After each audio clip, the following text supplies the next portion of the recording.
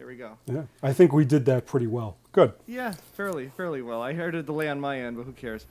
The ShJuawnCast number 2 with see, I don't even know who comes first. Let's do this alphabetically. Juan Gonzalez and Sean Nolan. Hey, how you doing? Hey. So I guess I should use my nom de plume. I should say Juan Carlos Gonzalez Jr. Because ever since that guy, douche guy at the Dusty says, "Hey Nestor," and I wasn't even there for that, so that became like this sort of post-collegiate myth, right? Yeah. Legend that was like, "Hey," like especially you'd be like, "Hey Nestor," I'm like, "You asshole, don't do that." That guy, I don't even, that was kind of a weird night in itself. Yeah. And I was listening to the last one we did and realized that there was some things, like I had talked about the project I did and actually named it by its title as if anyone who listens to this would know what it is.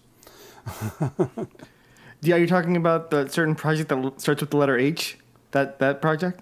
Or No. This was the and go we know not where. Of course, we were referring to your creativity and trying to break the atrophy of having not the muscles. Yeah. And I was like, I realized that when I start talking about it, it makes it seem like, oh yeah, everybody knows what I'm talking about. Obviously, they must know. Yeah. Oh well. So for anybody who listens to this, I had done a project where I used clips from existing films to kind of tell like my own little story, and it's called "And Go We Know Not Where," which is from a Shakespeare piece, which I believe is "Measure for Measure." Is it really? Yeah, I keep thinking that it was like. I kept quoting it as being from, I believe. He did a lot of plays about like English kings, and I think it was like was something like may have been Henry II, which I don't even think is a major work. No. I don't know if which one was it? Was it King? Was this King John? Because I find myself thinking about that play like every once in a while, because that was are you familiar with King John? I think it was King John, right? No. It's funny. It might actually be King John. Was it really? Now that you're saying. Because what I did one summer was just read all of Shakespeare. This was like years ago.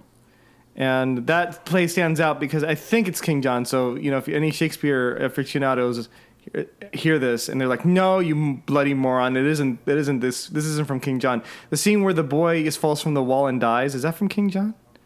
Do you remember? I might not be familiar with that one. Okay. And that's also Joan of Arc's in that too, I believe, or maybe one of the Henrys. I'm not sure. No, it can't be that. Anyway, it doesn't matter. Well, because I think I might have told you this years ago, but the reason why I tend to do a lot of quoting of Shakespeare or such is there was a period of time when I used to read a lot of plays. You're right. I might not have finished all of them, but I would usually kind of go through a lot of them. And it was to kind of help with a speech problem I was having. Oh, I don't remember that. No. Because people have a tendency to over-enunciate when it comes to Shakespeare, because it makes them feel more, superior to people. If you start getting into things, saying something like, "Look here upon this picture and on this, the counterfeit presentment of two brothers. Oh my God. See, here is your husband. See what a grace is seated upon his brow." Jeez Louise. I should get Sabrina down here. Let's get a performance. Let's just forgo our plans for the evening. Let's just watch you. Because I have a tendency to still do it. I slur my S's. Oh. I will tell you this, and I vividly remember you. Was this around the time we met, around second year of SVA? because I remember I remember vividly we would sit in the cafeteria and you had the copy of, this wasn't Shakespeare, of course, it was Oleana from David Mamet. Yeah. And I think you were reading that. But hopping back to Shakespeare really quick, after I read Shakespeare, like the whole complete works of Shakespeare book that I had, do I still have it? I think I still have it. Yeah, I definitely still have it. I noticed my was it perspicacity? Here I am failing at this. I can be more. It helped me in my articulation of the English language. You know, so I guess there was something about reading, committing all those hours to just. You might not understand all of it, of course, and something that sort of physically, maybe chemically happens in your brain. At least it did mine, where it just reroutes certain things, and it's like, okay, you can articulate feelings a bit, I don't know, a bit closer to what you feel like they might actually be, as it were. And that's sort of what I took from that experience. Here I am, of course, tripping over my words right now, but hey, whatever. Let's look past that. But yeah, bro. I should say, I should give you a shout out because you just started this great podcast of your own. Confessions of a Method Writer. And that first episode was the bomb. It was awesome with a capital A. That was I had wanted to do something, and it was late one night, and I said, you know what? I'm just going to get the microphone, and I'm just going to go over this. Yeah. You know, I had something on my mind that I just kind of wanted to get around to, and originally it was just going to be a half hour. I think it's 45 minutes, so I didn't do too bad. Mm-hmm. It was something that it was a full spur of the moment. Yeah. But I did know what I wanted to talk about, so kind of like what I had been discussing with you, right. You know, off our little cast here, was that if you have a parameter for something, I think maybe it kind of keeps you. Yes. You know, speaking about it. Yeah, right. No. If you have that one focus or you have that one notion, you can still stick to it. Yeah. Yeah. But it was great, though. It was great. I really enjoyed listening to it. I had no idea that you had such vivid impressions, vivid memories of your theater experience from Neverending Story on. Yeah, I can remember where I've seen every movie. It's incredible. And I have a very vague memory of going to see Return of the Jedi in the movie theater, but I don't know if that's true. Huh. And they did re-release E.T. a couple of times. Yeah, so they did. There is the possibility that I saw E.T. in like 1983 when everybody went to go see it. Right. And a lot of parents would just bring their kids to the movie theater. Right. Alas, no longer. Yeah. But I absolutely do remember going to see the Neverending Story. Yeah. But I mean, there's a couple of years between like Return of the Jedi and Neverending Story. And the Neverending Story. Wait, Return of the Jedi was 81, right? Or was that Return Empire? of the Jedi was 83. 83. So I was 4 years old. There is a possibility that my father did bring me. But like I said, I even though E.T. came out prior, they did re-release it. I mean, even though multiplexes did exist back in the good, old days. Yeah, right. This is, but they still did re-release stuff. I mean, this is back when they were releasing Disney movies. Back in there, like the Eisner days. What was it? I think it was Snow White and the Seven Dwarfs came out. Jeez, really? Like after The Fox and the Hound. Damn, bro, you remember that? And they used to do that as like a promotion, like, oh, we're opening the vault. Yeah, that's what they do. Yeah, I remember that over the years. Like, it'll wait until it goes back into the Disney vault. Like, old man Disney, his specter looms over that vault. He is so curmudgeonly. He will not let go of his precious masterworks in that vault. Right? On a side note, see, I tend to have a bit of an affinity for like Disney movies that don't get their due. Okay. I had recently listened to a podcast about Ron Clements and John Musker, who were the animation directors, the go-to guys at Disney during the Renaissance. Because it all starts with them. They did The Little Mermaid. Right, yes. And their last movie that they made, since they've now retired, was Moana. Right. So the thing is that their arc as animation directors for Disney actually it's almost like a story about the Disney animation since 1989, because Little Mermaid comes out, the animation department is back. Right. They do Beauty and the Beast. They do and then Musker and Clemens did Aladdin. You've got juggernauts like The Lion King and some other stuff. Well, because Pocahontas and the Hunchback of Notre Dame weren't exactly like the juggernauts, but they didn't meet that. Right, that edge. Right. They do Hercules, which is different. Probably a little underrated in its own right. Sure. And this Hercules was 97, so this is like right before you get the digital animation is really going to start to come. Yeah, Toy Story. Boom. Yeah. Boom. I'm not going to go through their entire filmography, but basically what happens is they do, in the early aughts, they did Treasure Planet. Yeah. Which I think is a very underrated movie. It's the most expensive hand-drawn animated movie ever made. You've mentioned that. I remember you told me that off mic. Yeah.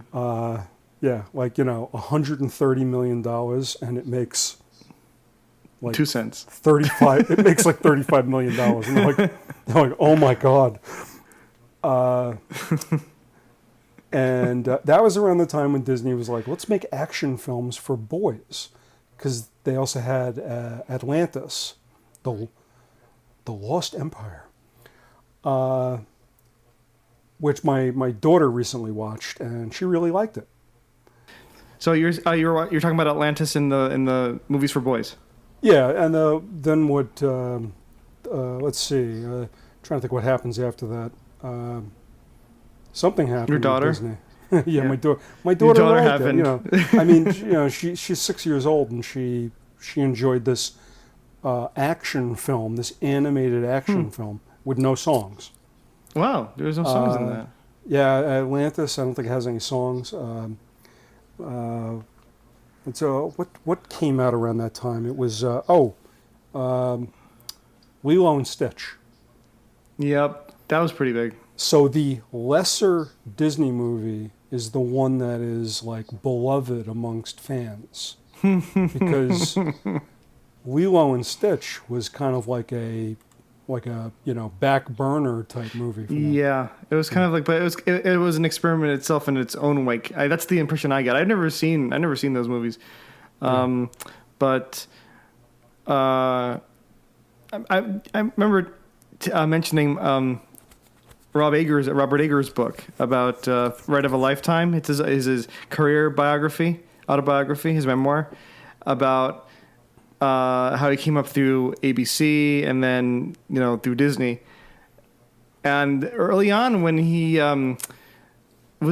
shortly after he became CEO, there's a section in the book where he was just sort of doing an audit of things that can be improved, and he saw Disney animation. He was like, no. And then apparently, did you read the book? Did you see the? No. Check it out. I'm familiar with what you're talking about, though. He had like a board meeting. Yeah. And he was just showing. Yeah, did you know this? He was just showing clips of the movies, and then I guess the performance-wise after that, and it struck such a nerve that people were like, the board of directors and I guess the I don't know, stockholders. I think it was just a board of directors meeting.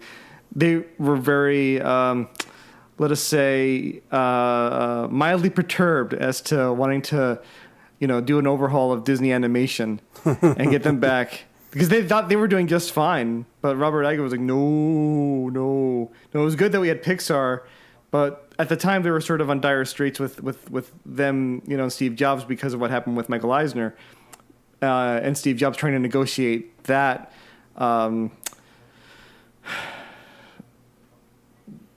deal, I suppose. But that sort of was just one of the impetuses, like, hey, we should probably revisit animation and try to patch that up. So it was an interesting part in the book. Yeah, which is actually, just to kind of finish up the Musker Clements thing, they Sure. Because they were going to close the animation department, and you might remember the cartoon of Buzz Lightyear showing the old animators the door. Yes, I vaguely remember that. Yeah. So funny. So Clements and Musker were actually fired by Disney. I'm thinking this might have been okay. So this is before John Lasseter became the head of the animation. The animation department. What's the joke with him? It's lots of hugging Lasseter. Because lots of hugging bear from Toy Story. That's supposed to be him. Oh Lord. Yeah. Oh. So I don't know if it was Princess and the Frog was before or after it, but they did Princess and the Frog, and then eventually their last movie is Moana. But Moana is the only computer animated that they did, and it's they went out on a high note, at least. Sure. Yeah. I have weird thoughts about like the movie Frozen, so I'm always constantly comparing the two. Care to share? Why not? Since we're on the subject. Okay, to put it kind of short, I think Frozen. I understand if you're young. It's a cute movie. It's got these girls. The movie's supposed to be about empowerment. Sure. It's not, but I guess it's okay for them to think it is. I think you just described the operating agenda pre-woke Disney. Yeah. Like until they actually got woke, as it were, and they're like, oh, we should actually do this. We should actually go forward with this. Anyway. I listened to the songs from Frozen I listened to them just the singing. These just solid, isolated tracks, just the singing, and then just the music. That is some really bad music. It won the Oscar, didn't it? The song did, Yeah. which I think "Let It Go" is a bad song. That's a whole other podcast show. Yeah, it's the ballad of a generation. Oh my God, that hurts. That makes me physically repugnant. Here's the thing about it. When it comes to writing musicals, the main character usually has a "I want" song. On Disney Plus is a great documentary about Howard Ashman, who did the music for The Little Mermaid and Beauty and the Beast, and he did some of the songs from Aladdin. Okay. And it's a great documentary about him. He actually came from theater, acting, directing, and storytelling, and wasn't really interested in music. He's more of a lyricist, and he can write music, even though he can't read it. He also, I'm saying this like he can do it. He passed away like 20 some odd years ago. Okay. But his songs, here's one. He wrote Little Shop of Horrors. Oh. So his songs from Little Shop of Horrors are very good. Of course. If you listen to the song Somewhere That's Green, it's basically part of this world, or part of that world. Mm-hmm. You know, it's I'm here, I want to do that. And Yeah. the songs are really similar. Yeah. You always steal from yourself. Right. I had a Go funny figure. story. I've never picked up on that. It's sounding very much. Yeah. So a whole new world, right? For sounding just like Somewhere green. Yeah. Somewhere that's green. Yeah. Yeah.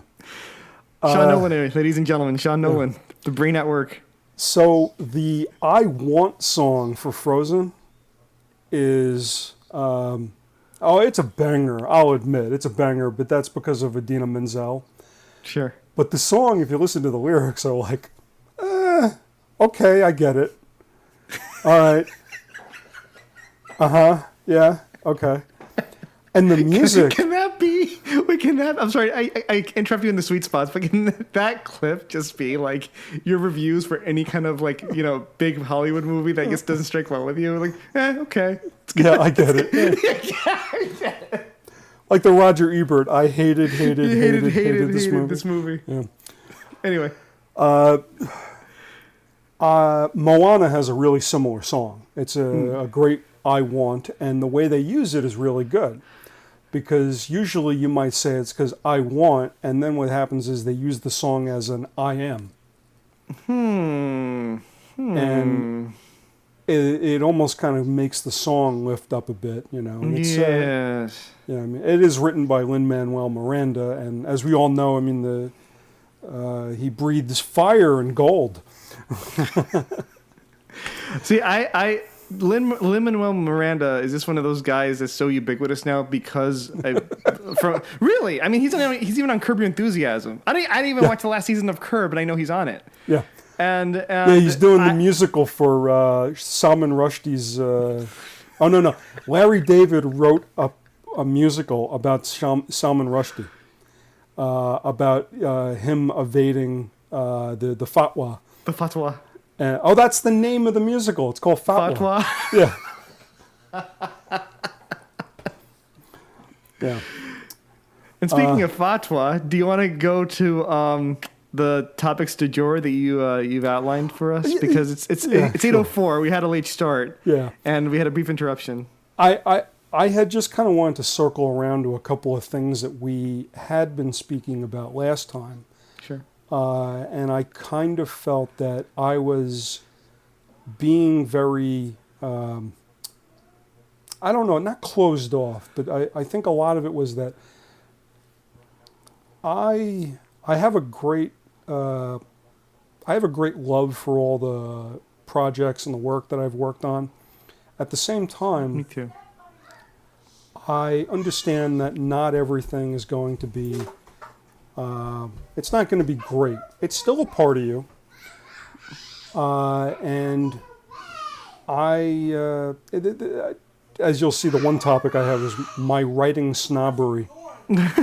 Yes. Why do you care? I think I hear my daughter yelling. If you have to step away, we can just pick up after. No, that's fine. But you had asked me like this whole thing like about how there's projects you have and if you've thought about revisiting them. Yes, breathing new life. And I'll get to that, but the thing was that like a lot of what we were talking about, you were asking me a lot, and it was also running on and on. I listened to the last one. I was like, oh god, what a disaster! But it's still pretty good though. Well, you're very. For all the time I've known you, you've always been a very generous collaborator and friend. Oh, ditto.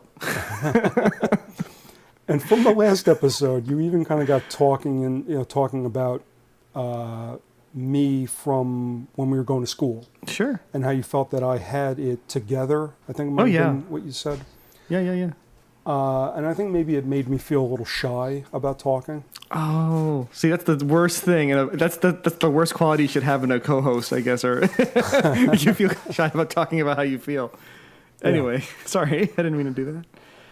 No, it wasn't that. It was I did appreciate the compliments. At the same time, one of the things that I was getting a little self-conscious about is that I'm like, crap, I don't know if I've ever kind of like turned the mic on you and say, as I had kind of written in my notes, one is like, when it comes to like, say, the projects or the writing or something you wanted to do, like you do short stories. Yeah. You're working on like a 10,000 page novel too, correct? Something like that. Something like that. But I was kind of curious about what you kind of thought about the process of being, as you would put it, we're not artists, we're creators, and we make content. Yeah, oh, that fucking sucks. That's what I think about it. There you go. A short answer to your heavy question. But I was just curious, like, if you can remember back when we were at school, what your process was of even wanting to do something. Okay. And if there wasn't a process and it really was just about like homework. Oh, it was probably 10% home. No, that's too generous. 5% homework and 95%, wanting to do the work and just, all right, I guess, I mean, I don't want to go too, see, I don't want to go. See, this is what I did in the last podcast. Yeah. But I don't want to go too autobiographical, right? But the thing is, I mean, by the time I started SVA, I mean, it's a far cry to, I guess, the level of, I hesitate to use the word discipline that I guess I have now, but I knew how to at least put down ideas for scenes and have an overall. It really helps when you shoot things and if you go through the process, the whole process, not just the writing process, like the whole thing, the whole damn thing, because then you can see. Because I come from a background when I was growing up that it was my friends at the time and myself, and we would just get together in my parents' basement because I was like the hangout spot. I lived like a block or two away from the high school I went to that we all went to, so we just sort of gravitated at my house, and we just had the TV going, and the caffeine's flowing, and we're in at that age, and you just want to fool around, right? So from then on, it was just skits, and that's it. Oh, good night. My daughter has just dropped in on our podcast here. Feel free to come by anytime. We need more estrogen in this podcast. She's just staring at you right now. Is that Marguerite? That's or Marguerite. Should I say your name? Marguerite. Yeah. Hey, Marguerite. So we would shoot. We had we'd have the camcorder. We'd shoot it. We had barely a rough idea what the overall process was, and I'd write some stuff down, and then that would just dominate my imagination, of course, and then I'd show it to my friends, and they'd be like, "Okay, let's just do it," and that's how it kind of was. And then we edited together using VCRs, just bring the pre-Mac days because we didn't have the bills, so we just used two VCRs, edit stuff together, right? And then so I had that. So by the time I started SVA, yes, but second year SVA screenwriting, I already knew what the format was. I've already used Final Draft by then, and it wasn't too hard a transition for me in that sense. What was really hard, and I think I touched on this in the previous episode, was at the time I didn't know it, but now I know it. It's knowing your audience, because I think even from second year on. Yeah, I got to know people like you and Daniel McGovern and some other guys, but still, it's like, yeah, you're writing for you guys, but at the same time, you're also thinking about big picture, and it's like, how do you communicate, your innermost thoughts and feelings and so forth in a cinematic way to, I guess, an audience that you don't know about, and that was, I think, one aspect that just killed me. So it was just like dialing back from that, and then not even thinking about that, and then also kind of like knowing what my voice was. So you can imagine, it was sort of like this two like overlapping clouds of meaning that I still had to suss out. So in the middle of that, think of a Venn diagram, right? In the middle of that's sort of where I was trying to navigate. Okay. So you can see, I don't know if that can give you a perspective on where I was coming from when I'd sit down next to you, or we'd sit down at the table for our sessions every week to do our readings, and I would just have something like, oh my God, what am I bringing in this week? And then compared to Sean, it's like it was compared to your work, it was just really kind of like all over the place, basically. So that was basically my process, trying to suss out what the hell I wanted. I can understand that. Well, yeah. Are you saying goodbye to me? Good night again? Okay. Oh, take two. Good night, Marguerite. Again. As you'll see, like the one thing I always had. For one thing, let me also preface this by saying I used to cheat a lot when it came to screenwriting class, because the instructor would say, "Bring in 10 pages a week." Sure. And I would always be bringing in 15. Oh, yes, I remember that. And sometimes it would be the 15, and then the next week I would bring in another 15, but it may have been like me backtracking a little bit. See, daughter number 2, please don't. I'm about to go over there and hug you. Are you kidding me? All this love right now? It might be me backtracking to do some rewrite. And I would present, I did this very rarely. And I'll get into my rewriting problem in a second. This is going to sound really stupid. But unless the pages I brought in were just not working, I oftentimes didn't bring in rewrites. We had a lot of people in class who did. I do know that we had one person in class that only brought rewrites in. It feels like me sometimes. And I mean, when I mean rewrites, I mean it may have been the same 10 pages for 3 weeks in a row. Or I think I know what you're talking about. Yeah. Or 4. And then sometimes the next year it was the same stuff. And it was getting weird because I was like, it doesn't seem like the work is getting done. It just something seems very am I overdoing what I'm doing here? No, I overdid what I did, not you. But the thing was that I always appreciated what you would do, because you actually did try to do some different stuff. Yeah, try to mess around. And I always thought that was really great. Oh. Wow, thank you. And the thing was that there were people that we went to class with who weren't swinging for the fence, and I still thought was just like, this is either I don't want to use I'm not going to be a dick and say things are bad, but I'm just like, this is not going anywhere. Yeah. And it's also not very experimental. And when I say experimental, I mean trying to raise your level of craft. Yeah, right. Right. But keep in mind too, it was also school. I mean, it's that was the reason why it's college, exactly. School was the best place to be doing it. Yeah, exactly. That's why I thought, well, Juan's got it right, because what he's doing is he's bringing something in, and he's working it out, like a comedian going to small clubs and trying out material. bombing. Well, that's the thing. You take it to a small room. Yeah. And you figure it out.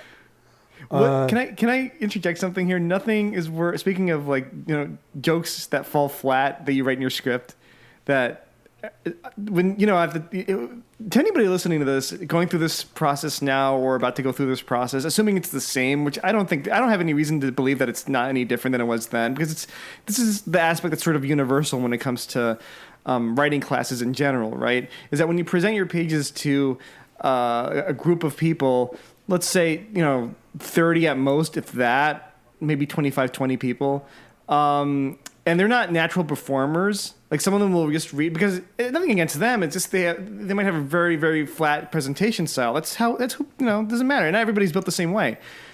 But when they're not performers, you get to hear sort of like the naked surprise nuances that are not really nuances that are in your script, that are kind of like, are people really reading it like that? are these things real? Is this how they're processing it as they're reading it? Should I you start to get insecure as to like what level of additional involvement you have to put in regards to like more words and more description or parentheticals beneath character, the way they say things, in order for them to sort of get it right, in your mind anyway. Because when that happens, it's like a joke bombing. It's like, oh my God! It's like you totally meant like this is gonna get like a medium-sized laugh, if that. You don't go in swinging for the fences. But then when you do it, it's like, and you hear it play out, you're like, ooh, should I even be in this business? I don't know. I have a response to that though. Yeah. See, I was one of those people that used to just always try and do character work when I'm reading other people's stuff. Yes. It was fun. I remember that we did have a classmate who asked me to stop doing it. So whenever I used to then read this classmate stuff, I didn't say it monotone. We did have a couple of people who used to just be like, yeah. Wow, it's like a sermon. Yeah. But the thing was, I wasn't offended. They told me, and I was like, okay, it's your work. It's not a big deal. Yeah. I would say that the people who just mumble through this stuff, though, that's not helpful. I like to hear it and to see how it sounds when a human is going to say the words. Yes. And there's different deliveries on it, but still, absolutely. It's, you understand a lot more when you hear other people saying it. Yes. That was kind of my response to that was that sometimes you did need maybe a little bit of parenthetical in there to give people an idea. Sure. But as they say, like, if you read something and, okay. This kind of leads into my writing snobbery, which you'll see is another topic I brought up. I'm checking right now. I think I know it's already there. Here's my writing snobbery. Yeah, you wrote it. You wrote it. My writing snubbery. Snubbery. I did write snubbery. Snubbery. See, so a writing snob should bring that up, and it's like. So anyway, does that make me the snob? Back to my writing snubbery. Snubbery. It's snubbery. So this is was that. Wait a minute, folks. This is the audio version of Kind Hearts and Coronets by Sean Nolan. Take it away. What they don't actually know is that I am both Sean Nolan and Juan Carlos Gonzalez. Being played by Alec Guinness. Yes, yeah. That was a great movie, man. Great movie. Anyway. So my writing snubbery. Now, it's hard to always do this, but when you're writing, say, especially when you're writing screenplays, I don't know if I'm not going to ask you to say, oh, you have to agree with me on this, but my feeling is, if you're listening to the dialogue that somebody says, just strictly from that one character, you should be able to tell if that is the person who's saying it. Yeah. Well, I mean, okay. Was that the question? Or no, I'm saying like that's one of the things that I felt. Yeah. Now, this is me kind of tooting my own horn here, but like. One of the things that I wrote when we were at school did have the one instructor say that you have these, particularly these 4 characters, and none of them have the same dialogue. It was that it all seems to be coming out of these 4 distinct people, and you wouldn't be able to mix up any of the dialogue that anyone says. So if you were to pick out a quote from it, right, and you were familiar with the script, and say, "Oh, that's got to be so and so," who says that? Right. It's not always easy to do that. when it's you, like, I'll tell you right now, just listening to the podcast last week, there's a distinct difference between the way you talk and I talk. Yeah, vast. yeah. So that's that's an example right there. Of course. But when, say, you're sitting around and I mean, I don't know how many people would we be in class with. I'd say about 25 at most. Was that 20 really something? that many people? Holy shit! 20 something. I don't 20 something. remember. Jeez, I know, but not really all of them known came my- in. Well, not all of them came in every week, Sean. I mean, it felt, well, myself included. I wasn't there every week, but at the same time, it was just one of those things that we didn't have a large band of people, and it would fluctuate between years too. Some people would leave, some people would come out, but. Did you finish your thought? Because I wanted to jump in. Hey, my thought was just that when you're sitting around, you're listening to a lot of people bringing pages in every week. Sure. And you can sometimes tell when somebody brings in their pages, and it could almost sound like a monologue from one person. Yeah. Because there's no discerning factor between the characters. Yes. Yes. No. I would put forth that on one level, yes, that should be true, of course, right? Because you'd want that kind of distinction and that kind of, it brings a sort of like effervescence. This is going to sound not hoity-toity, but like, I guess pretentious, but it brings about a little bit of a effervescence, right? When you have when you can successfully have multiple characters, communicating with each other, and then to us that seem distinct and seem to exist on their own, right? I don't know how much of that is performance wise for the actor after the fact, and how much of that is sort of integrated into the script. What I would posit would be just the intention of having characters that sound similar, if there's a specific function to that. Oh, of course. Yeah. I mean, it's just, if you're having a scene between, this sort of strides the line, but like Tyler Durden and Jack from Fight Club, right? Yeah. I know they seem to be two different characters, but then they play it off against each other. Where it's like, hey, by the way, buddy, I'm really you, and this is just your like suppressed personality or whatever. Spoiler. Oh, dude, it's been years. Are you kidding me? You know what my thought on that is? Where were you when you saw Fight Club, Sean? Where were you when you saw Fight Club? This is my thought on this. Is like, if you haven't seen Fight Club by now, fuck you, okay? We're going to spoil it. You almost made me have a spit take. I was going to spit that out. But yeah, that's I mean, that thought was sort of, that thought comes after you go through something like the experience we've had at like film school, right? Because film school does communicate certain expectations that one should have from a script, and then by extension from a film. Whereas if you feel like you're more of a free spirit, as it were, and you want to just experiment and just get to know unknown boundaries, then you get to have thoughts like this where it's like, wait a minute, why do I have to have these characters sound different?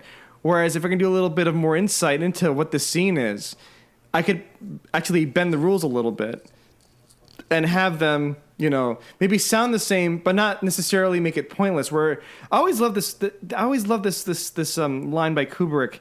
I hope you've heard it, because I'm going to butcher it, because you know me with quotes.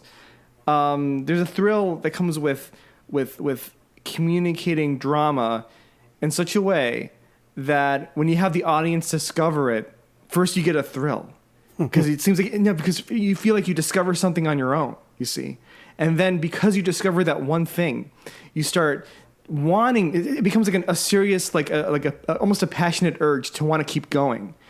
This is why, I fell in love with, studying Kubrick at my senior year, because when I discovered, Kubrick studies, when we were seniors in SVA, it kind of just blew the door open.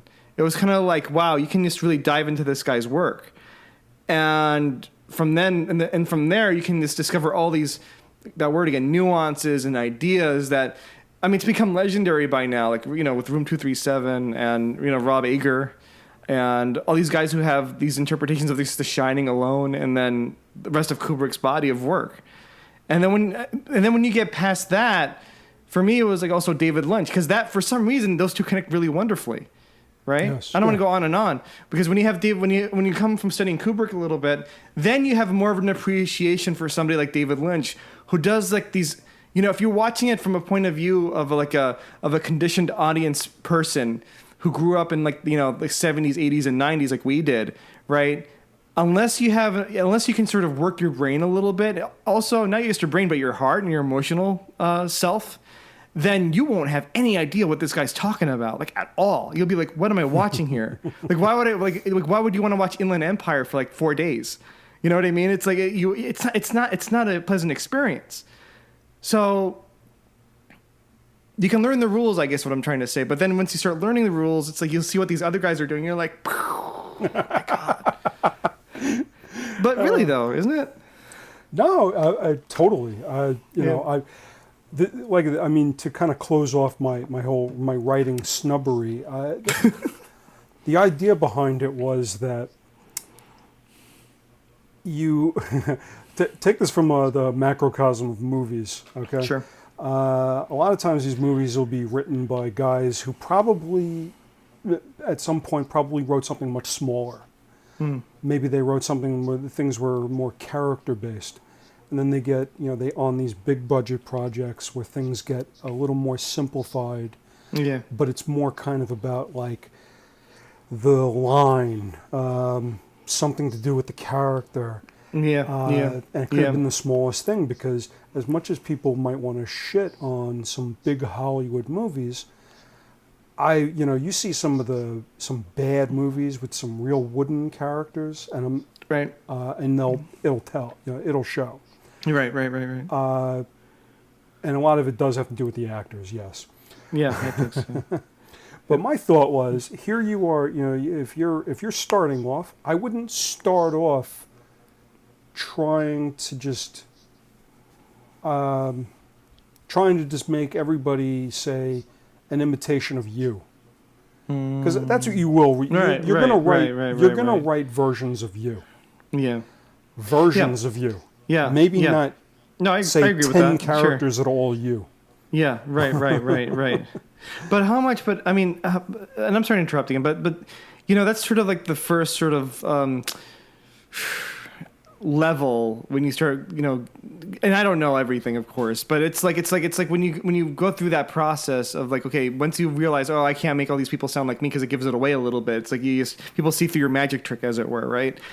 And then, honestly, for me, it was like just extending my knowledge. It's just reading like things that don't even remotely are connected with films, like just philosophies and stuff like that. And then when you come back to the craft, as it were, this craft, then you realize, like, wait a minute. I mean, if you want to tell something effectively, you're going to have to invent characters that are representative of these, these antithetical forces that you need to use to create the drama, or else, it's not. There's not going to be no drive. I mean, this is like drama classic screenwriting 101, right?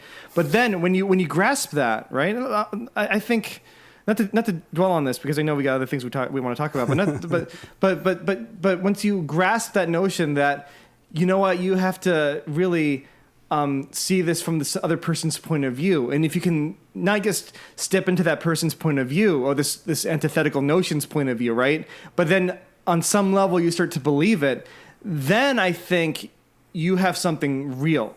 And then from there you can start putting it in, you can start layering it into the screenplay or the writing or whatever. And then that's when it becomes interesting as a reader. If you do all the work after the fact, which for me is like, it's like priority, you have to do it. Sometimes it flows out, but then if you sort of tick all the boxes and then you present it to somebody, it's like, okay, what do you think of this?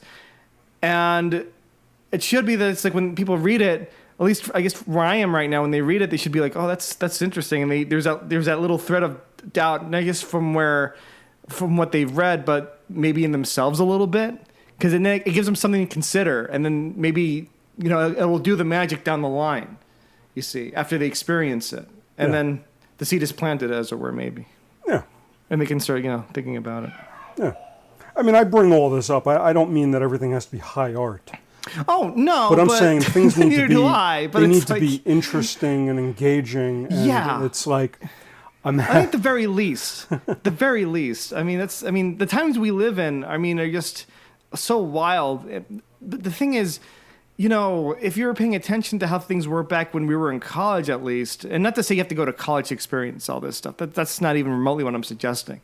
But I mean, if you're paying a level of attention and if you just think quite a bit, you won't be surprised. It's like this kind of stuff was sort of foretold, as it were, like years ago. It's just a matter of just trying to live through it now that everybody's sort of going through it to themselves. The younger generation's budding through, at least. Yeah, I had like a thought about that where it may have been something I was thinking about when you were talking about creating content. Yeah. And then I'd like to just kind of maybe move into something else here. But sure. It was, I think you might have actually said this, was that, let me gather my thought here. Mm-hmm. It had to do along the lines of creating content and how when we were watching, say, movies or such from younger years. Right. I mean, essentially, I'm a little older than you, but we are the, what? No. That was like we're in the same bracket. I mean, yes. Yeah, we're a couple of years older from me. You're definitely a couple of years older. But we are essentially, I mean, I'm going to lump you in here. We were kind of the Amblin kids. Sure, yeah. Totally. I was watching Poltergeist a little earlier today. The Amblin kids, oh Jesus. That should be the name of the podcast show. Anyway, you're watching Poltergeist.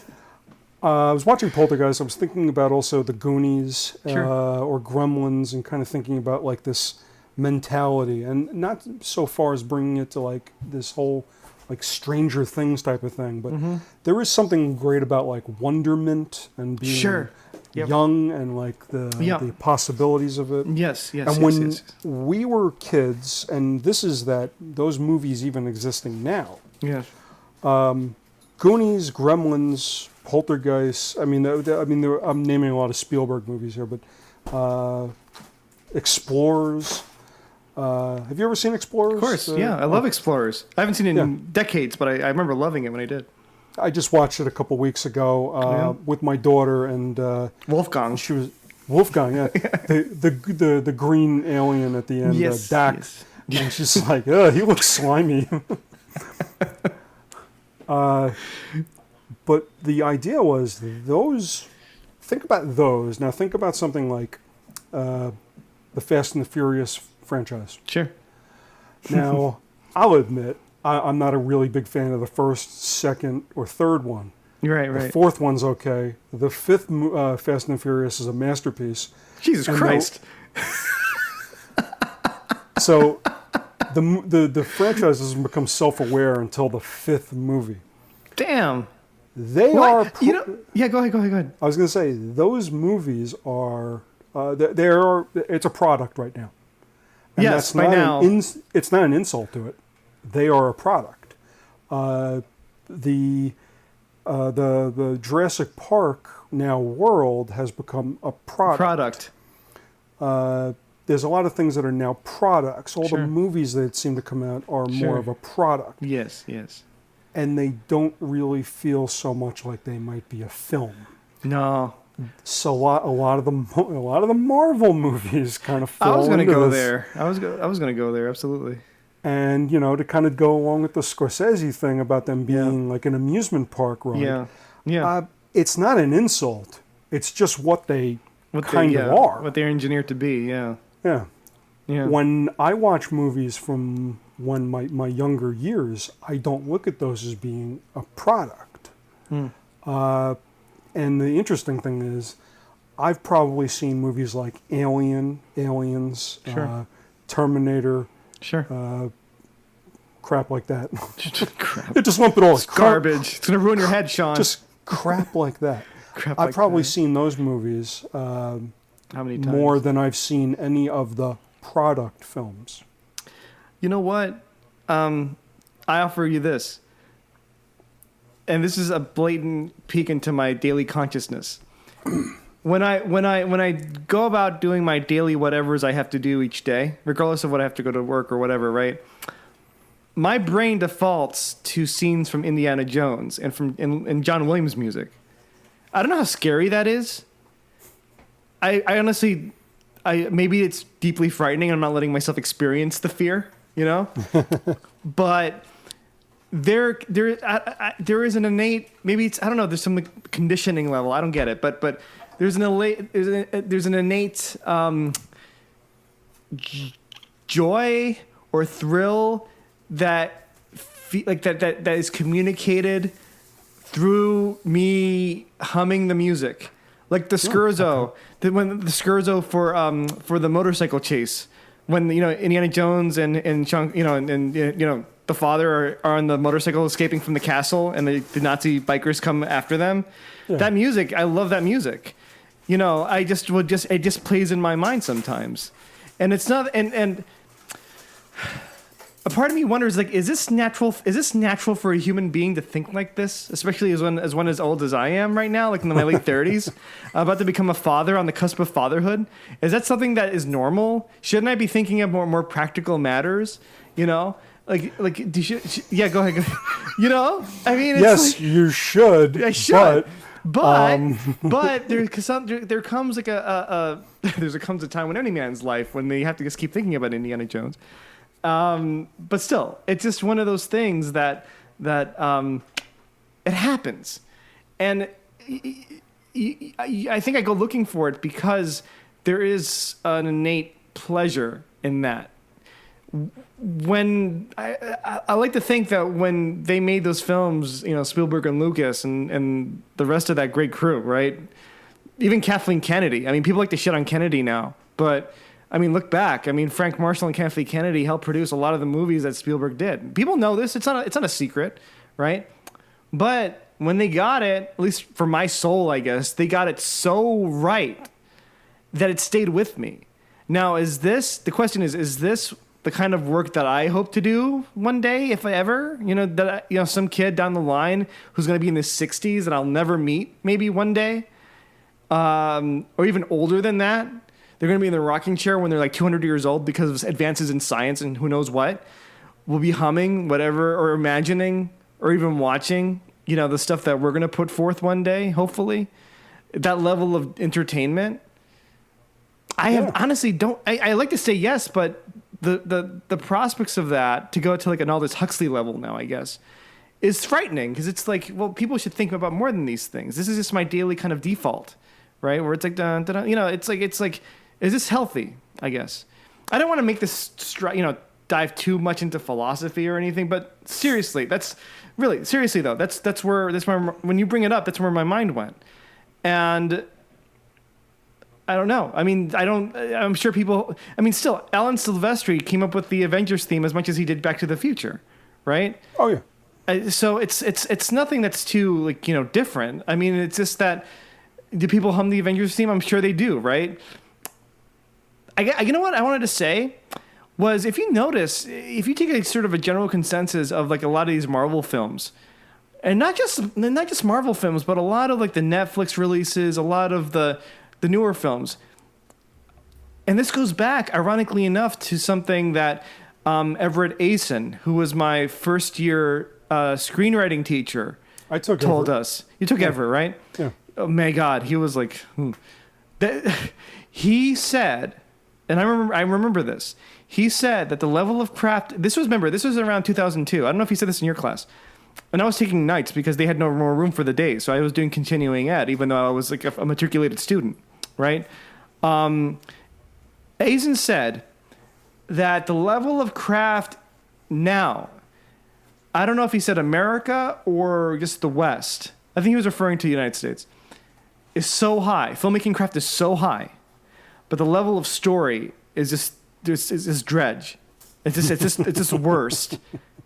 And it's hard to argue with them, right?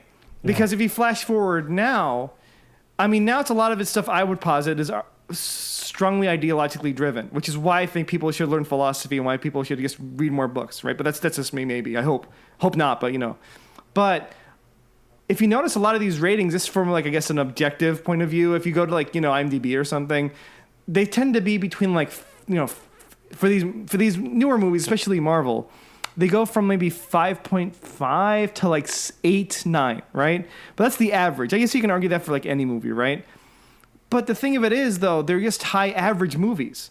They have the technical, they have the technical aspects down from a sort of a graphical and cinematography presentation, cinematographical presentation, right?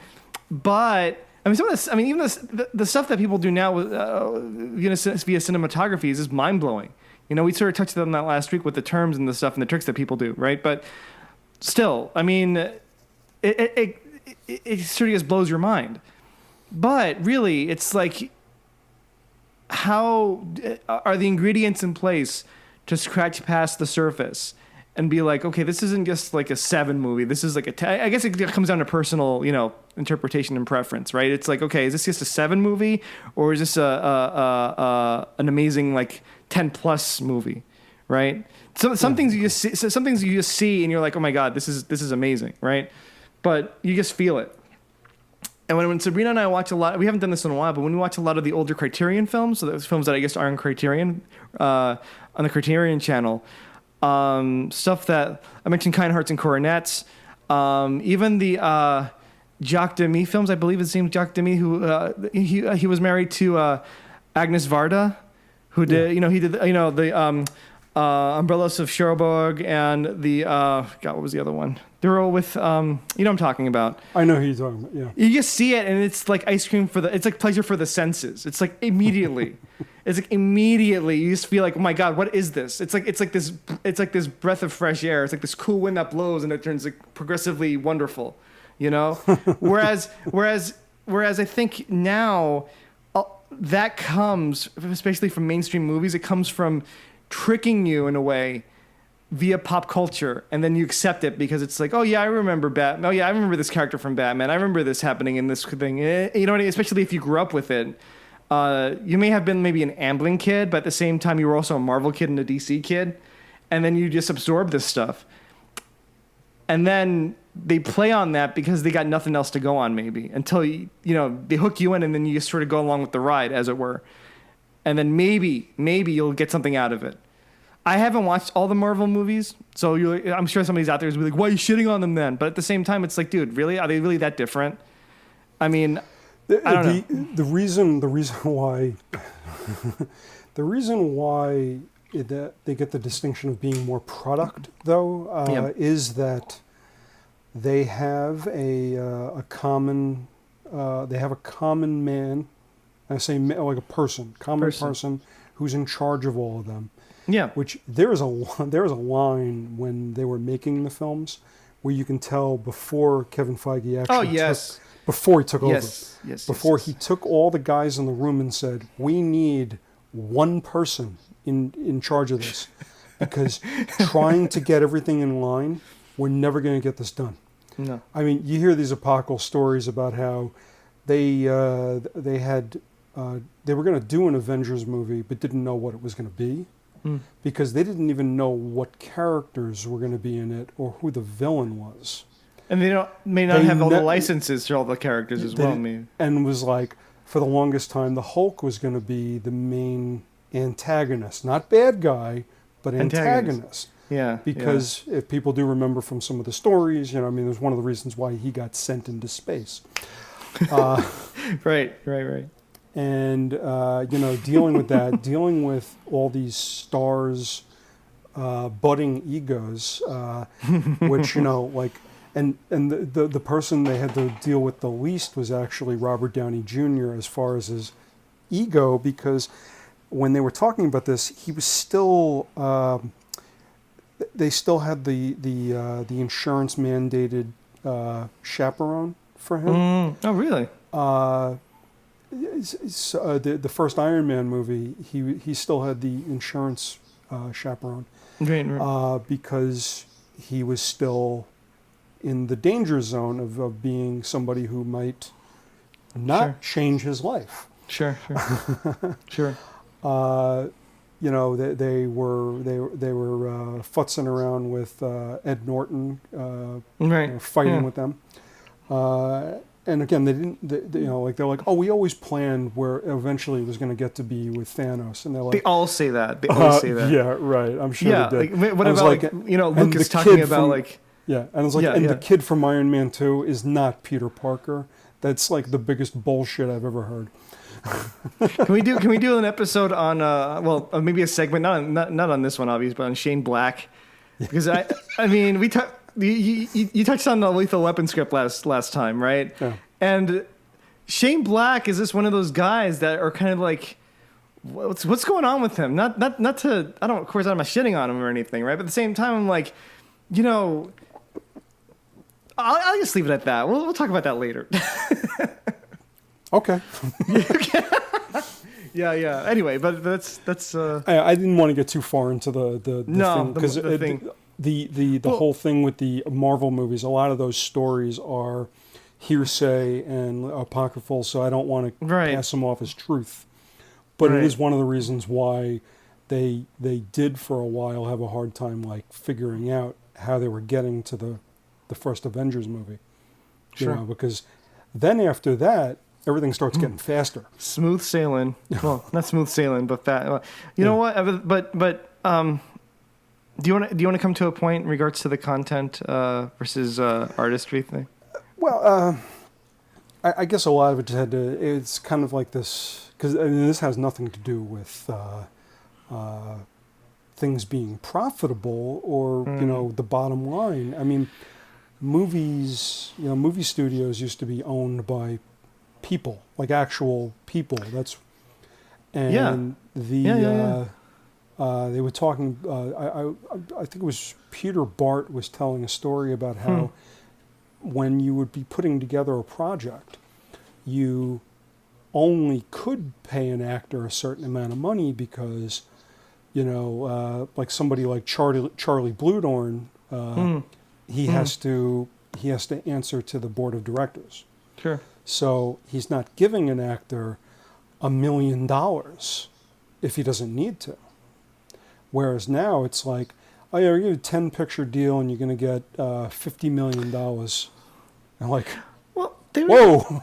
they would have picture deals back in the golden age, as it were, as well. So I know. It's not like this is exclusive. I think I get your point. Yeah. I'm not even. I'm just kind of saying, like numbers wise, it's like now a conglomerate is the one with the checkbook, and what they're saying is, no, we don't want to. We don't want to produce a $10 million movie. Yeah. Because what kind of return are we getting on that? Why don't you? Why don't we do a project that's $100 or $200 million, so that way maybe we can make $500 million. Yeah, they're thinking financials. They're not thinking, yeah. It's, They made sure to secure the talent or the creatives, as the case may be, in order to isolate and pleasure the specific demographic or fan base that they want. And like a machine, right? Because this is basically mechanical terms now we're talking about, right? Just making sure that they provide enough stimulus and enough fan service. But there's always got to be sort of an core emotional center, because then people will take to the internet and therefore talk about it and, interpret these movies or these products. And I'm not offering complete criticism here, but you have to wonder, though. It's like it and I don't want to go on and on about this, but I guess it boils down to like how relative things are somehow. Because if you love something so much, I mean, your podcast, you were talking about how their movie like Cable Guy. You hate that movie, like you hate the Cable Guy.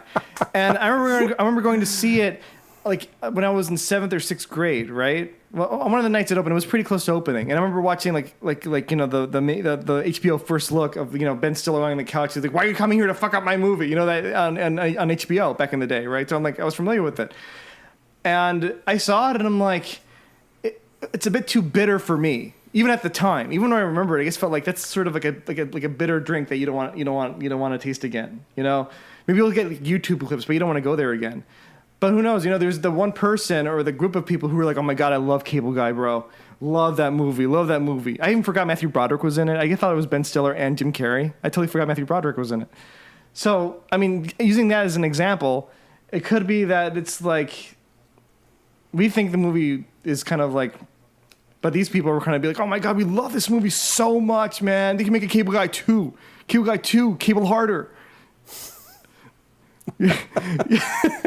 Right? But I mean, granted, I haven't seen Cable Guy in years, and I feel like it's more of an edgy movie than a lot of the Marvel movies. But you have to wonder, it's like, how much of this, I guess, where does this cross the line to being unhealthy? I guess this is what I'm trying to get it. What exactly? I mean, it's just okay. If it's like if this is a trend that it seems like we're in a consensus that it is what it is, and there's some positives, right? But there's also a lot of negatives to it in regards to, like, you know, creative challenges and pushing the barrier and telling more. I mean, these guys always talk about telling more exciting stories, more involving story, you know, things like that, right? But are they? You know, are they just releasing product after product that seem to be telling these things? And to people, I guess, maybe mostly younger people who don't know the difference, who haven't gone back and started brushing up on their cinema history or their, you know, literacy or whatever, or their history of, like, the world in general, they'll see this stuff. And look, we're not high and mighty here, okay? It's just like, what is good in this case? Is it good that, you know, these movies are going to be becoming just more like movies and TV shows are just going to be pumped out in a template kind of fashion? And it doesn't help when these people are nominated for awards. Like, dude, I didn't see all of WandaVision. I saw maybe, like, you know, 2/3 of it, or like 6/8 of it, right? 2/3 of it, 6/8 of it. But it doesn't matter. And I saw it and I'm like, okay, this is okay. You know, it's sort of like and you see, like, Elizabeth Olsen and Paul Bettany getting nominated, I think, this past week for the Emmys. Yes. I mean, and I'm like, no, really? No, not for me. It goes back to like, you know, hearing, like, Rami Malek winning the Oscar for Freddie Mercury. I'm like, dude, I enjoyed Bohemian Rhapsody, but sure shit, I wouldn't have given them the Oscar. Like, no way, man. Yeah, it's no fucking way. I have interesting thoughts on that.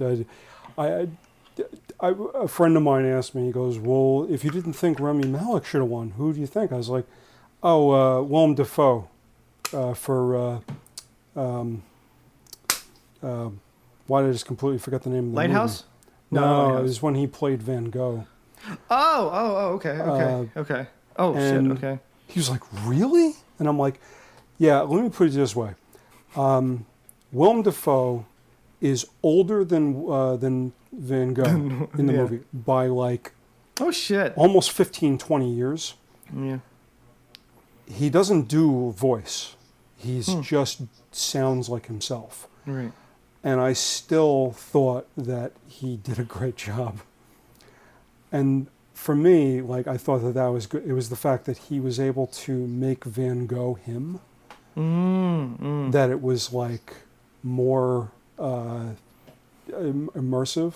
I remember hearing an interview on the Howard Stern show. I think Alec Baldwin said something very similar. Really? Yeah. And I was like, okay, at least I'm not the only one who thinks this. No. No. Yeah. But, you know, it's, you know, everything's taste, and it's yes, and that's sort of like where I was going with this. It's like, okay, what's you know, is there a hard line between, like, you know, consuming something out of habit because it's there? I mean, I think a lot of this comes down, like, because it's there. When it's there, no, really, when it's there, people just, you know, they'll go, you know, and then it informs the culture, right? Early on, you know, when it was the first Iron Man, well, it was during the Christopher Nolan Dark Knight movies and Iron Man and the early Phase 1 Marvel. And I remember remarking to somebody, like, you know what this reminds me of? This reminds me of the biblical epics that came out in the 50s and the 60s. It's exactly the same. Exactly the same. Yeah. It's exactly the same. It's like we're just going full Technicolor now. We're going to show the rope. You know what I mean? I haven't. It feels more mechanized now, right? Because now people see this as a surefire thing. It's like you almost have to give your money as an investment to Disney or Marvel, as it were, to get that wheel turning and get your money back. Because it's like going back to that Robert Ager book really quick. He had no mention. He goes into the story about how Disney acquired Marvel. And then since then, what he did was that he says this in the book, he talks about how he purchased the Marvel encyclopedia of characters. So I guess the impression I got was he doesn't want to be left in the dark, right? He read these comics when he was a boy, he says. And I have no reason to doubt him. He grew up in Long Island, I think. Yes. He's from Oceanside, Long Island. Yeah. So, projecting myself into that period of time and that place, it doesn't seem unreasonable to be like, okay, as a boy, he would read comic books. Come on, right? But he talks about how he has the Marvel Encyclopedia. So all he's got to do, well, I don't know if he still does it now because he's not CEO anymore, is just go get that book, open it up. Okay, who can we do? Who can be a diversity friendly? Not that there's anything wrong with that, of course, but it's like, who can we do that? Just pick the most socially woke character as a Marvel superhero that we can put on a pedestal. Of course they put Captain Marvel. That's and I didn't see that movie. It's so funny being me sometimes, Sean, because I've heard this from me a million times where I'm like, oh, Sean, did you see this? And you're like, yeah, you can talk about it. And I'm like, I didn't see it yet, right? Somebody at work just busts my balls all the time. He just goes, you see The Boys yet? No, why would you? Why would you do that? It's interesting. My wife did a podcast where they were doing because we watch wrestling. Sure. So she did a podcast where there was going to be Marvel characters doing the Royal Rumble. Yeah. Okay. And so she had to pick characters, and her friend picked characters, and then they would figure out what the chronology of people coming into the ring, getting thrown out, and stuff like that. There's some pretty fucking weird characters in Marvel. Yep. When she told me about some of her picks and then told me what they are, I was like, okay. Yeah, so it was kind of a funny little thing there. I had this joke where I was like, I want to write on Facebook. I was like, they released a Black Widow movie. I was like, are they still making Marvel films? Yes. I was like, yes, I thought this shit was over. Nope. Not over, Sean. There's still money to be made. Yeah, it's like somebody. It's like because I used to play video games. I don't know. I have video games now. I hope they play themselves because I don't touch them. Because I'm just doing so many other things. But there's this very popular franchise at the time. Well, it's still popular. It's more popular now than I think it was when I was growing up. Called Metal Gear Solid, right? And the fourth one had come out maybe in 2007, 2008. And the installment was supposed to be the last in this series. And somebody had asked me, like, do you think it's the last one? I'm like, nope. Not even remotely close to the last one because people can make money off it. As long as it's showing, bottom line, it's like, oh, if we make another one of these, and the creator's like, well, I already told the story. Well, maybe you can sneak something else in there. And he did. He made another one, Sean. He made another one. This guy made another one. Yeah. Do you want to wrap up? Because I know you said that we're in the time limit. So do you want to stop for now? Yeah, I just, just wanted to give... Where the hell was my thing? I can keep going if you want. Just for a little while longer. You know what? The next thing that I did want to kind of get into is probably going to be a long conversation. Oh. So I just kind of wanted to, let's see. I guess, that was going to be, for me, it was going to be the life after SVA. Oh, shit. And the thing is like, we can... the dread. We can talk, because the thing is, I have a story, but my story is going to take a while. Yeah. So I really don't want to start unpacking that right now. Yeah. But to give a little kind of an idea about this is that it's the, you know, on the next episode, ShJuawnCast. was kind of about talking about the transition of going from being a student of going, okay, now what? Yeah. And it kind of ties into the thing you brought up about the old projects, which I was finally going to wrap around to. Oh. And I think that I have all of my stuff. I have at least one copy of everything. Good. Which makes for an interesting pile when I put it all out. In fact, finding a unread script that I had done. Oh. From the Sean Vault. Yeah, from the Sean Vault.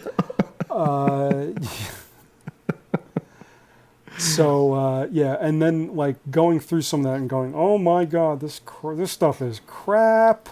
Mm-hmm. I mean, some of the older stuff is really crazy. You don't say.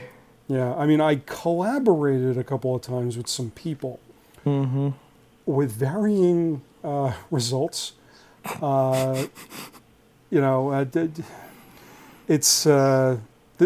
is when I was brought on by a friend of mine to punch up dialogue on something that he supposedly was writing for an actor.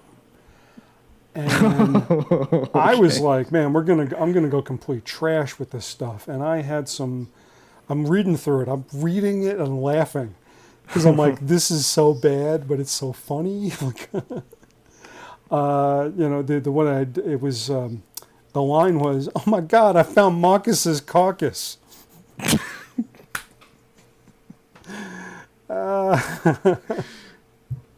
We actually had characters. Now this is like on page 1. The characters' names were Old Bitch and Old Fuck. I can't laugh at that saying this. Old Bitch and Old Fuck.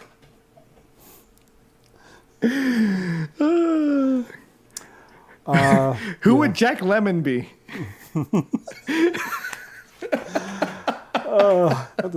My damn headphone won't stay in my ear now. No, that's same here with mine. Oh Lord! But I mean, it's been years since we had worked on this, and I remember the last time I pulled it out and showed it to the guy, and he's just like, "What the hell was wrong with us?"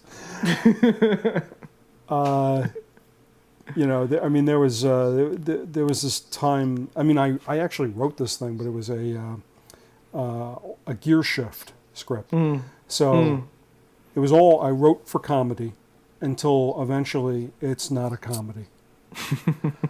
And somebody was just like, isn't that kind of a little jarring? And I'm like, well, shit happens.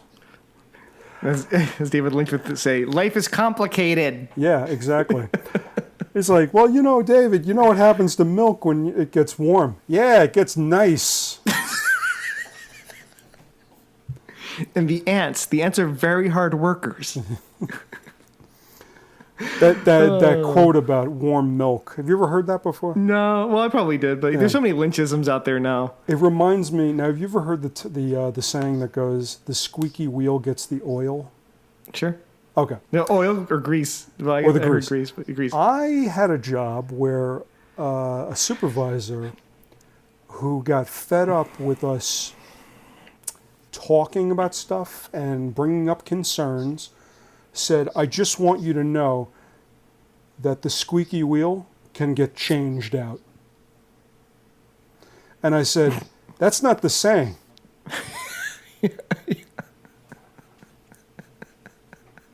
What did he say?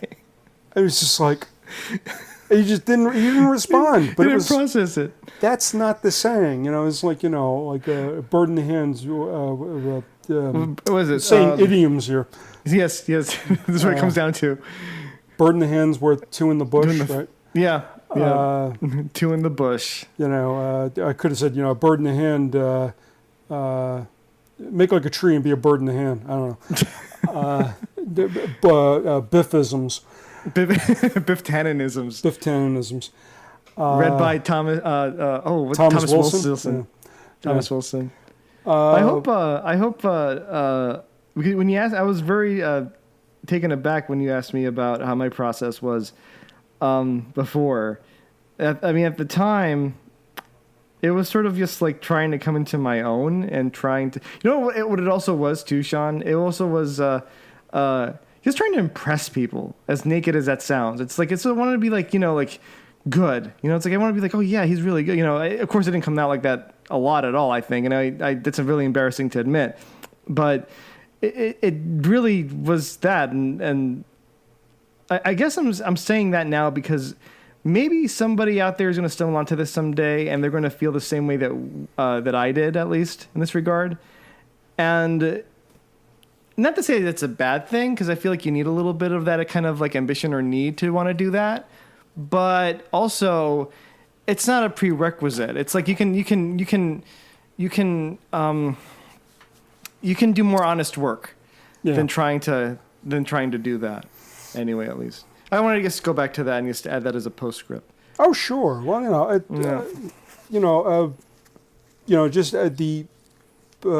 guess I wanted to just kind of bring some finality to the whole thing about the old projects, which you had brought up at the last cast. Sure. I have a great love of everything that I do, but also understand that you, as they say, you got to kill the darlings. Yeah. You look at old stuff that you might have done, either home movies. Yes. Yeah. I mean, I think back. I did a radio show when I was in community college. Oh, funny. Yeah, I remember you mentioning that. Wow. Yes. And I go, what the fuck was wrong with me? Because some of the things that I did were really strange and silly. And I mean, this comes on the heels of I used to help out a buddy of mine. Unfortunately, we were all a little too caught up in like Howard Sternisms. Sure. So he was doing kind of more of that format of a show. Yeah. To the point where actually one of our former high school friends came on the show and took her clothes off. Oh my God. We're on radio. And it was a complete surprise to me. I was like, whoa! You have a copy of that? Do you still have that somewhere? No. I used to have a recording of the one I did, where I did various voices, but I also used to introduce weird like music with none of this stuff went together at all. No.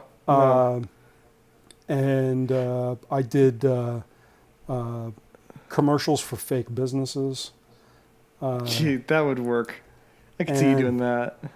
That's smart too. That's ingenious. Yeah, there's this place on Long Island that's called I don't even know if it's still around. It was called Trainland. Like choo choo. Wow. Trainland. Yeah. Choo choo. I know what a train is. Well, I didn't know if you could hear me. Choo choo. So insulting. It's more of your snobbery. I came up with a commercial for them. This is not for the radio show, but it just goes like this. It's like, boop, boop, come to Trainland. We have trains. That's it. Oh, Lord. We're running over, Sean. We're running over. I know.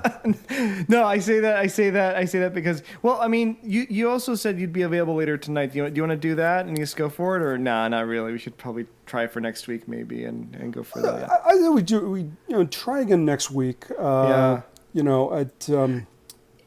it'll work out well. You know what's funny? I thought we would do this maybe like once a month, and then. You got back to me saying like, "How we have to do this as soon as possible." I'm like, well, okay. I had to follow up on some of that stuff. Because it's, I was just like thinking, I'm like, well, my old stuff. I'm like, I guess the big question is, do I still care about it? Is it still relevant? And that's where I kind of fall on that. Yeah. Well, yes. Like one of the my. I want to call it my baby, the thing that I wrote, the Kill of Sam Getty. Yes. It's something that I pushed that one hard for a while, and I look at it, and one of the biggest set pieces in it, I don't find to be very relevant anymore. it would have to be totally redone. The problem is it's hard for me to go back into that stuff because there was a different mindset with the reason why I wrote it. Yes. Yeah. And I am now, I'm not as old as the character. But the thing is, I wrote it because I was thinking about somebody that was much older than I was. Yes. And trying to think about things about, somebody with regrets and such. Yeah. And I almost kind of think that if I went back to rewrite it, now having had some years behind me, I almost am a little afraid what would come out. And it might change it. Well, I mean, unsolicited advice right now, but I mean, it's not like you can just delete that. I mean, you can still expand or indulge, I guess is the phrase, to just go into that world or that area of that territory that you just talked about. Yeah. If you allow yourself to go, that is. I mean, that's of course it's your choice, but that's just one of those things that's just like it won't necessarily erase the past as such. I can tell you from personal experience, there are plenty. Oh, okay, really quick. My writing process now, it's sort of like I sort of achieved this kind of weird balance where I admit it's like, okay, one of the things I learned from SVA was if I try to bum rush something, it's just going to end up being a hot mess. It's going to be a hot mess. So after left school, and this is going to be touching on, I guess, the next subject, right? But the next episode, I guess. But after left school, I realized, you know what? Let me kind of indulge with the time that I have as a living person, as crazy as that sounds. And like, you know what? Some of the best things come from just letting time have its way. Writing something. If it's not there yet, you put it in the drawer, live your life, do your thing, come back to it, and then see what you can do with it. And all my projects are like that now. It's not like that's something that I recommend people to do, but that's how I do it. And it's not like you're the most productive, but the thing is, when you hone in on something, how can I put this? It's like when you hit a dead end with something, and for some reason the words aren't coming or the ideas aren't coming, and you're trying to turn that key, and that ignition won't start, and that engine won't turn over. Like, you know what? I got to put this away. I got to walk away from this for now, right? I don't, I can't. I guess it doesn't work. I remember trying to write a book, and it was like with these short stories that was kind of be like this sort of build up to this one major kind of climax to this climax story. Wasn't getting it. It wasn't there. It was not happening. And I'm like, I sort of gave up. I'm like, that's one of the hardest lessons too. When it's like, I can't, when you get to that point where like, I can't do anymore, especially if you're an imaginative person or you have ideas and nothing is working. Cause you feel like, unless you go through like a humbling experience, and you have to also have, I think, an awareness of what works and what doesn't. Because if you just start throwing shit at the wall, hoping something will stick, eventually you'll get something to stick, but it's still shit. You know what I mean? It still doesn't work. And that's why you got to walk away from it. And I'm still working on this to this day. But the point that I'm trying to make is now where I'm at with it is that there are levels that have been opened because I lived my life a little bit longer that I did not remotely consider. It's still true to what the feelings that I felt this should be, you see. But for some reason the connection wasn't there. The cosmic whatever was not there, And then when I went back just recently, maybe a couple of months ago, to work on this thing again, it just was one of those things where it was joyously, where it was like, okay, where should they like these two characters? What are they doing? And they're having a dinner scene. Okay, what are they eating? And it's like, wait a minute.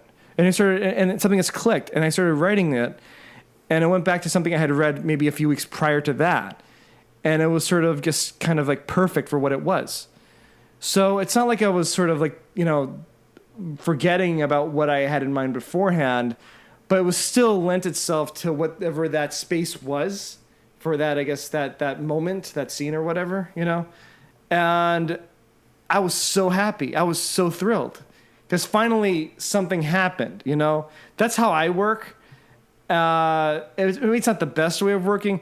Certainly ain't the most productive, of course, because you're just you're just giving yourself up to the time, to the, the geological processes of time, right? Basically that. It's like, I don't know if I can be like a work for hire writer or even anything when it comes to this stuff, because a lot of this is strongly intimate. I don't know if that's the way I trained myself, but that's how it is. When I try to do journeyman work and try to do work for hire stuff, it would just be ending up like so disappointing. And then what's worse than that, and this is antithetical to what I said earlier, I think, but it's when you put so much work into something, like Burnt Up, for instance, and it doesn't fly. At least not yet.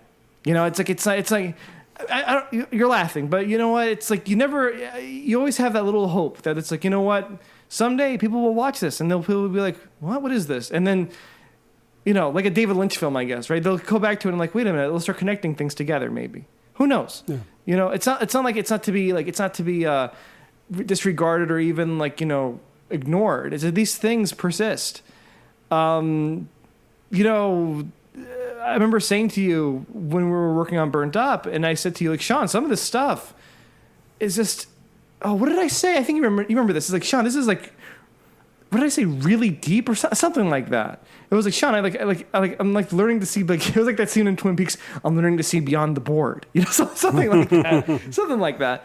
And it was just because I crossed the line where it was like, wow, this is actually really, really like cool, like really good. And you always get these looks from people when you show them the final product, let's say, and they'll be like, you sure about that? You really see that kind of stuff? I don't get it. But somebody will. That's the strange thing. It's like, how many of these movies do you see like these people saying like, we're just making this, this movie and we didn't think it'd have like a leg of life to it, and all of a sudden, damn. We had no idea. I mean, I'm not trying to sound like, overly optimistic or whatever, but it's like, we know people like good things, and we're people. And I boil it down to that. It's like when I watched Burnt Up again recently, online, by the way, where it's not the best quality, it's like, it's still good. I still really enjoy it. I'm sure there are things that we can fix about it, but at the time, I mean, still, it's like, there's so many things we could change about it now, but I'm not going to even dare do it. It's like, I mean, it's just insane. I mean, if you do something to the point where it's to the most of your technical ability and you can't go an inch further, then it's like you almost feel like, okay, that's it. I can't do anymore. That's it. And then from there, it's like you sort of have to back off and let it be for what it is. Warts and all, if there's anything. Yeah. Yeah. So, I don't know. Well, we will go a little more in depth into how you, branch off. Yeah. Either successfully, unsuccessfully, emotionally, or such. Yeah. After SVA, because I got to tell you that story, and yes. I think only two people have ever really heard me tell this story to. Oh. It's an exclusive. And, yeah. But it's a little deep.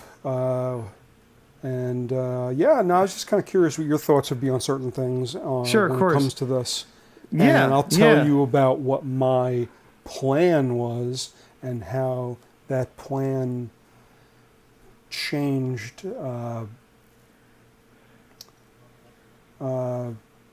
sort of quickly and without me noticing that I let everything get too, get too far out of my reach. Yeah, I can relate to that. Yeah. In a way. Yeah. So we'll have to cover that next time.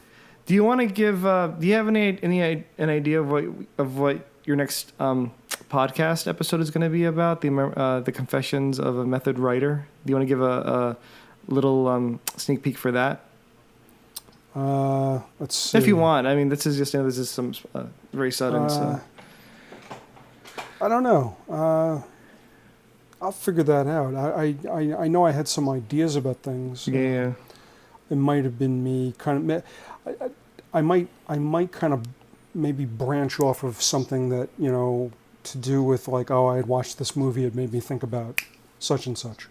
True. That kind of thing. We'll kind of take it from there. True. Yeah, but I don't really know what the subject will be. I love these talks of ours. They're really cool. I really enjoy them. One thing I can tell you is that I think is kind of funny. My daughters are 6 and 4, and they know what a xenomorph is.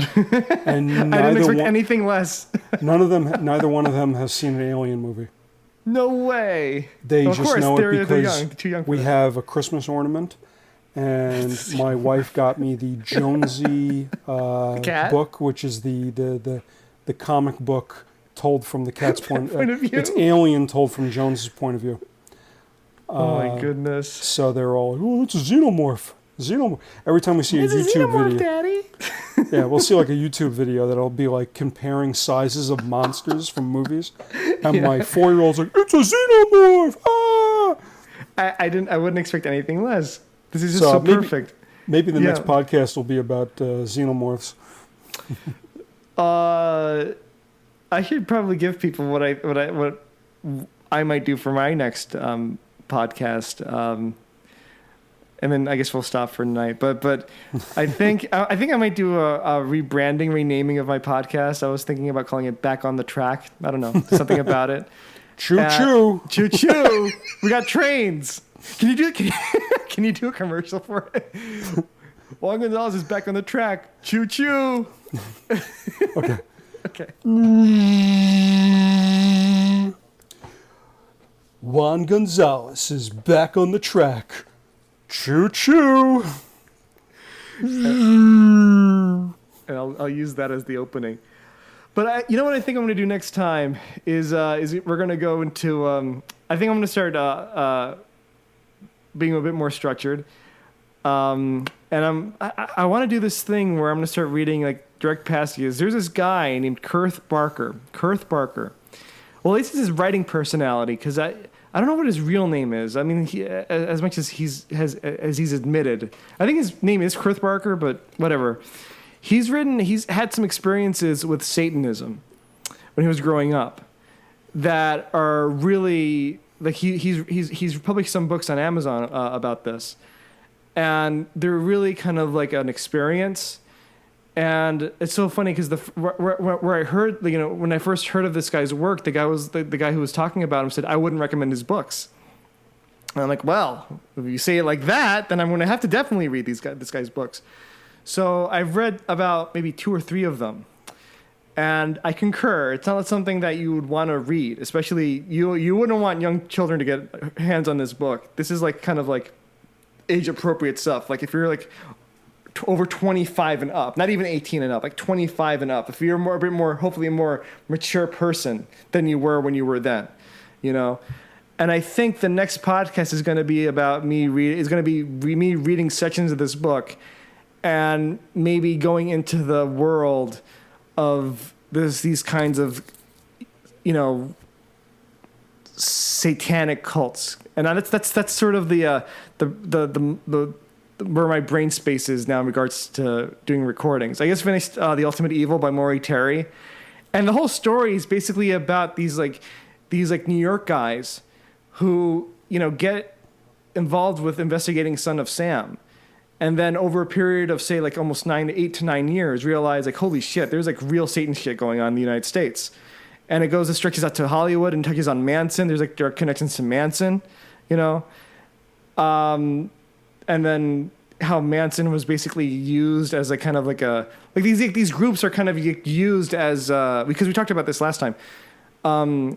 These groups are basically used as hit squads almost. I wouldn't know why they would carry out the hit, as it were, on Sharon Tate and company back then. It had something to do with some sort of like inter-drug squabble, maybe. I don't know why. That's how what was communicated in the book. But because this story was so harrowing, I mean, it's a great book. I mean, when you read it, I don't know if you ever read this book, The Ultimate Evil. No. It's really good. I mean, I thought it was, for me, it just grabbed me. And it was like one of those to-go books. I'm like, you know what? I have to read this book. And I just kept reading it. Like whenever I wasn't doing anything, we weren't like recording or working or whatever. Serena would sit on the couch. I'd sit with her and I'd just read this book. And by the time I finished it, I was like, holy cow, this is like one of those pieces of the puzzle. I'm sure not all of it is true, but at the same time, enough of it may just be that it's like, okay, if you're really kind of having doubts on this whole, like, how real is this, crazy Satan stuff? You read this book and then you put it together with this guy Chris Barker talks about when he was growing up, and this weird sketch starts to emerge. So I'm guessing maybe these podcasts are going to be like maybe like little like droplets of like, okay, research here. Like read this book. I'm going to read excerpts from it, and then maybe eventually I'll work up my way up to Ultimate Evil one day. Who knows? But let's see if it's any good.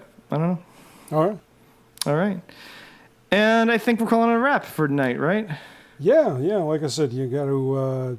How did I sign off last time? Make sure be good to each other. No, yes. that's. It's still applicable. It's still plausible. It's still applicable. We will return next time with more tales of the dark side. So until next time, right? Do you want to do video next time? Should we start like recording our video calls here? Is that possible to do, or is that like a after recording discussion? I'll have to look into that. I'm not really sure how we do that. We'll figure it out. Yeah. All right, folks. Thank you so much for listening. As always, hope we we entertained you for at least how long is this? Like 2 hours now. Almost 2 hours. We're at least like we're last keeping it time. under 2 hours. Yeah, like last time. Obviously, still trying to structure it didn't help. Hey, it has its own structure. So, and I hope I didn't talk too much this time. Sean got a lot of words in. I got to see to it that he gets his minimum. And have a good night, guys. It's my snubbery. And good night. Good night.